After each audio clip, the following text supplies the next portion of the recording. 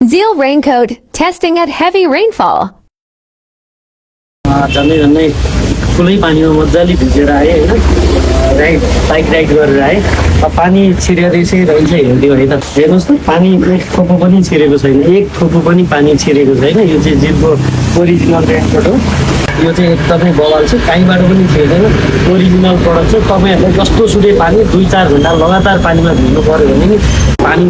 छिर्दैन यो जाङको पार्टबाट पनि पानी छिर्दैन मेनली पानी छिर्ने यहाँबाट हो यो चाहिँ हजुरलाई म अहिले खोलेर पनि देखाउँछु यसको भित्र कस्तो छ किन पानी छिर्दैन भनेर चाहिँ यहाँ हेर्नुभयो नि टक्क यसरी